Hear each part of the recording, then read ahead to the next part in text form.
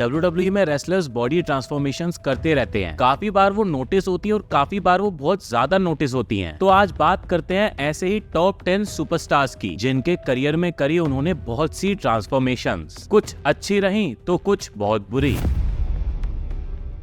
Number 10, Sheamus WWE के अंदर 2 decades तक रहे हैं और एक फिटनेस इंस्पिरेशन की तरह उन्हें डेब्यू से ही देखा जाता है। 2019 में उनकी फिजिक उनके पीक पे थी जब वो फुल श्रेडेड थे और एथलेटिक भी थे। साइड बाय साइड अपने यूट्यूब चैनल पे वो अलग अलग सुपरस्टार्स के साथ वर्कआउट भी करते थे। लेकिन 2024 में जब वो रिटर्न करते हैं तब वो टोटली आउट ऑफ शेप होते हैं। बल्कि और सॉफ्ट उनकी बॉडी नजर आ रही थी। उस चीज के कई रीजंस थे। सबसे पहले तो WWE ने उनका रिटर्न 4 महीने पहले ही करवा दिया था और अगर आप फिटनेस के बारे में जानते हो तो इतना फैट काटने के लिए कम से कम 6 महीने तो उन्हें चाहिए ही थे। ऐसे में शेमस को out of shape he return करना पड़ता है। साथ ही शेमस ये भी बताते हैं कि उनकी नेक और शोल्डर की सर्जरी हुई थी जिसके बाद उन्होंने ओवर ईटिंग करना शुरू कर दिया था। Burger after burger after burger. हालांकि फिर 2025 आते आते वो वापस थोड़ा स्ट्रेट करते हैं लेकिन तब तक वो खुद को ही WWE से रिलीज करवा लेते हैं। नंबर 9, क्रिस जेरिको अपने डेब्यू से ही ज्यादा श्रेडेड नजर नहीं आते थे। 1999 के टाइम भी उनके ज्यादा एब्स नजर नहीं आते थे और पूरे करियर उन्होंने अपने आप को नेचुरल ही मेंटेन रखा है। उनका बॉडी टाइप भी ऐसा है कि जरा सा खाना शुरू करेंगे कि पेट निकल आएगा। इस वजह से वो WWE में तो बहुत ज्यादा मेंटेन करते हैं अपना वेट। लेकिन जैसे ही वो WWE छोड़ के NJPW में जाते हैं जापान में, तो जापान के अंदर वो थोड़ा बल्कि और एक नया कैरेक्टर लाना चाह रहे थे। जापान के अंदर सूमो रेसलर्स रहे हैं पास से ही, सो वहाँ के लोग मोटे लोगों को ज्यादा स्ट्रॉन्ग मानते हैं। तो उसी चक्कर में वो पर्पसली वेट को बढ़ाते तो हैं लेकिन वेट को बढ़ा के कम करना इतना आसान होता नहीं है। फिर वो AEW में जाते हैं और वहाँ के शुरुआती दिनों में पार्टीज भी इतनी ज्यादा करते हैं कि उनकी बियर टमी निकल आती है। हालांकि उनकी एज भी हो गई थी लेकिन वो अल्कोहल भी बहुत ज्यादा पी रहे थे जिससे एम्प्टी कैलोरीज सीधा जाके उनके शरीर से लग रही थी और उस वजह से बंदे की हेल्थ इतनी खराब हो जाती है कि बंदे को हॉस्पिटलाइज होना पड़ता है। फिर 2022 में वो रिटर्न करते हैं और वापस वेट लॉस करके आते हैं और अब वो काफी बेटर शेप में नजर आ रहे हैं health wise. Number 8, Matt Hardy अपने डेब्यू से ही ज्यादा श्रेडेड बंदे नहीं रहे हैं लेकिन इसका मतलब ये नहीं है कि वो एथलेटिक नहीं थे। He was one of the most athletic guy in WWE। Jeff Hardy पतले थे और हाई फ्लाइंग एक्सपर्ट थे लेकिन मैट हार्डी हाई फ्लाइंग भी थे और साथ में स्ट्रेंथ भी बहुत अच्छी रखते थे। उनका थोड़ा सा फैट हाई फ्लाइंग मूव्स के टाइम उनको थोड़ा सेफ भी रखता था और उसकी वजह से वो बहुत कम इंजर्ड भी होते थे। फिर 2005 में जब उनकी एज और लीटा के साथ में राइवलरी चलती है उस टाइम पे उन्होंने काफी अच्छा मसल गेन भी किया था और उस टाइम वो अपनी पीक फिजिक पे भी आ गए थे। लेकिन फिर 2009-10 आते आते मैट हार्डी जो हाई फ्लाइंग करते थे उसकी वजह से इंजरीज ने उनको पकड़ना चालू कर दिया था। हिप इंजरीज, बैक इंजरीज और इंटेस्टाइनल इश्यूज के चलते उनकी काफी सर्जरीज हुई और उस टाइम ने उनको काफी ज्यादा वेट गेन करवा दिया था और वो चीज सब लोग टीवी पे भी देख पा रहे थे कि वो कितने ज्यादा आउट ऑफ शेप हो चुके हैं। ये बुरी फिजिक फिर 2010 से 2015-16 तक चली जाती है। तब वो WWE को छोड़ TNA में भी चले जाते हैं। उसके बाद मैट हार्डी 2016-17 में फिर से बॉडी को ट्रांसफॉर्म करते हैं और WWE में जब उनका वापस रिटर्न होता है तो वो बहुत ज्यादा बेटर शेप में नजर आते हैं और फैंस भी उनके इस हार्ड वर्क से काफी इंस्पायर होते हैं। बाकी अभी मैट हार्डी 51 ईयर्स के हो चुके हैं और अभी तक वो एक्टिव सुपरस्टार भी बने हुए हैं। सेम उसी इंटेंसिटी के साथ मैचेस भी दे रहे हैं जिसके साथ पहले दिया करते थे और उस एज के हिसाब से उनकी फिजिक बहुत ही अच्छी नजर आ रही है। Number 7,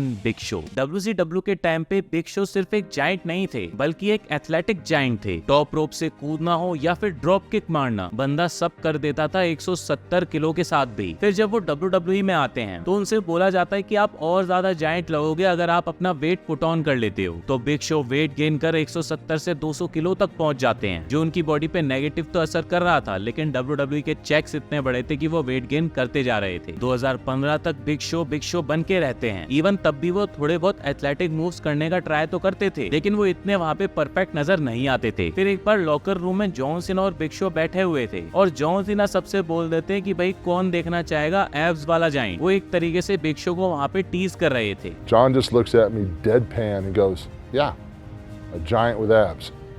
Who would want to see that?"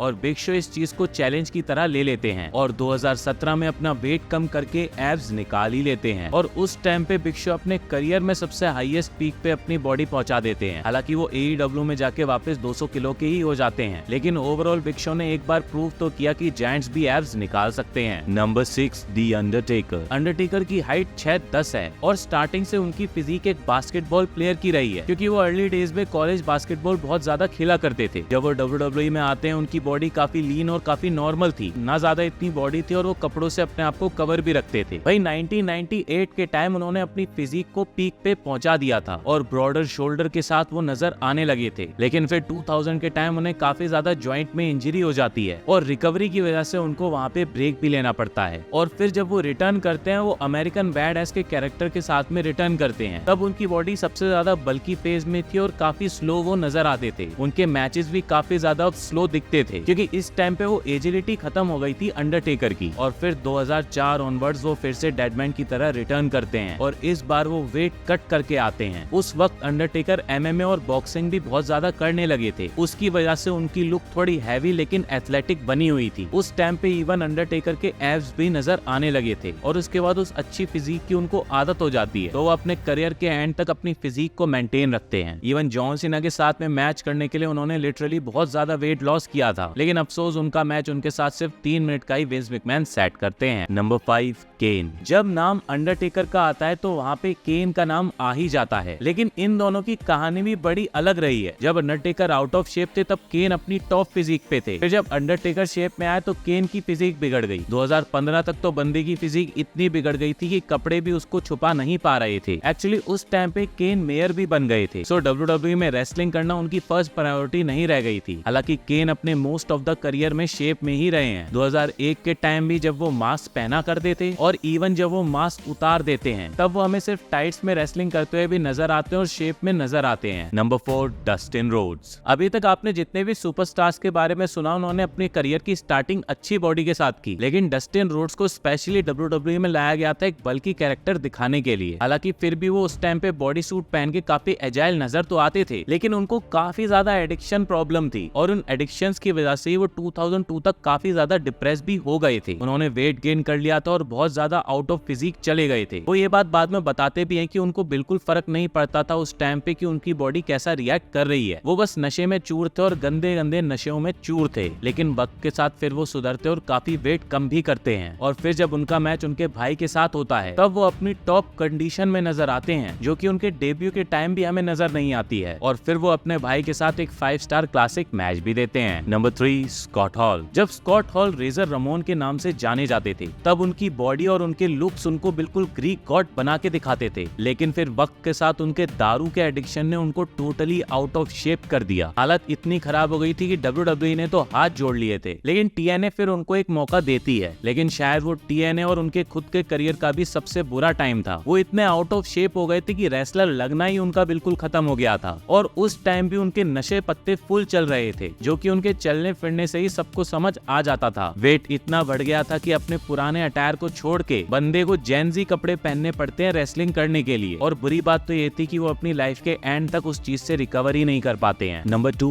Triple H. Triple H की बॉडी के तो सब दीवाने थे जब वो अपनी टॉप फिजिक पे थे, लेकिन हमेशा से ऐसा नहीं रहा था दोस्तों। स्टार्टिंग ऑफ द करियर में वो काफी नॉर्मल नजर आते थे और काफी वो नेचुरल भी थे, लेकिन 2002 में वो अपने आप को टोटल बदल लेते हैं और एक अलग ही लेवल पे चले जाते हैं। हाँ, रॉयड्स का भी यहाँ पे कमाल था, लेकिन इतना आसान नहीं होता इतनी अच्छी फिजिक बनाना, मगर उनकी वो बॉडी लंबे टाइम तक नहीं चल पाती है। 2004 में जब वो एवोल्यूशन फैक्शन में थे तब वो अपनी टीम के अंदर भी सबसे ज्यादा आउट ऑफ शेप नजर आते थे। इवन रिक फ्लेयर भी उनसे ज्यादा फिट नजर आते थे। उस टाइम पे जब बटिस्टा उनके बगल में चलते थे तब फर्क सबको खास नजर आता था। उस टाइम ट्रिपल एच को ग्रोइन इंजरी चल रही थी, इस वजह से वो ज्यादा वर्कआउट नहीं कर पाते थे और उसका ही ये रिजल्ट था। लेकिन 2007 आते आते वो फिजिक को फिर से सुधार लेते हैं और इवन काफी एथलेटिक भी हो जाते हैं। जहाँ एक तरफ बटिस्टा काफी स्टिफ नजर आते थे, वहीं दूसरी तरफ ट्रिपल एच की अच्छी फिजिक और एजिलिटी उनको एज दे देती है। Number 1 Ahmed Johnson. Ahmed Johnson को ज्यादा लोग जानते नहीं होंगे, लेकिन 1997 के टाइम उनकी फिजिक को काफी ज्यादा स्ट्रॉन्ग और बोल्ड माना जाता था। उनके ब्रॉड शोल्डर्स और एक्सप्लोसिव स्ट्रेंथ अलग ही लेवल की थी उस टाइम। विंस मैकमैन को भी उस तरह की फिजिक हमेशा से पसंद थी, लेकिन जैसे आज के टाइम जेड कारगिल एक अच्छी फिजिक के साथ नजर तो आती हैं, लेकिन बॉचेस करना और